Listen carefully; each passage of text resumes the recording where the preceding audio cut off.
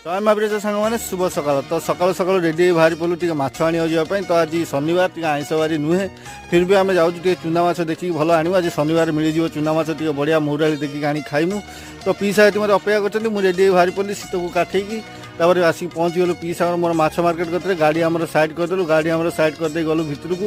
Police ବାଲା ଛିଡ଼ା ହେଇଛନ୍ତି, କ'ଣ ପାଇଁ ଅଟକାଅଟକି କରୁଛନ୍ତି ଆମେ ଜାଣିନୁ। ତାପରେ ଆମେ ଆସିକି ଏଠି ପହଞ୍ଚିଗଲୁ, ଦେଖିଲୁ ବହୁତ ସାରା ମାଛ ଅଛି, ଚିଙ୍ଗୁଡ଼ି ମାଛ, ଚୁନା ମାଛ ତ ମୁଁ ଦେଖିବାକୁ ପାଉନଥିଲି କେଉଁଠି। ତ ଆଗକୁ ପିଇସା କହିଲେ ଚାଲ ଆଗକୁ ଚାଲ, ଆଗରେ କଣରେ ଆମର ବଢ଼ିଆ ଚୁନା ମାଛ ଥିବ। ତ ଆମେ ଆଗକୁ ଆହୁରି ଗଲୁ, ଦେଖିଲୁ ବହୁତ ସାରା ମାଛ ଦୋକାନ ବି ବହୁତ ବଢ଼ିଆ ବଢ଼ିଆ ମାଛ ରଖୁଛନ୍ତି। ବଟ୍ ଆମକୁ ଆଜି ବଡ଼ ମାଛ କି ଚିଙ୍ଗୁଡ଼ି ମାଛ ନେବା ନାହିଁ, ଆମକୁ ନେବାର ଅଛି ଚୁନା ମାଛ। ଚୁନା ମାଛ ମିଳିଗଲା, ଆମେ ନେଇକି ଆସିଗଲୁ। ତାପରେ ଟିକେ ପୋହଳା ଟିକେ ଦେଖିକି ଭାରି ଲୋଭ ହେଲା, ତ ପୋହଳା ମାଛ 250 ଭଳିଆ ପ୍ୟାକ୍ କରିକି ନେଇ ଆଇଲୁ। ତାପରେ ଆମେ ଗାଡ଼ି ବାହାର କରିବାକୁ ଆଇଲା ବେଳକୁ ଦେଖିଲା ବେଳକୁ ଗାଡ଼ି ପଛପଟେ କିଏ ଆମର ଗାଡ଼ି ରଖିକି ପଳେଇଛି।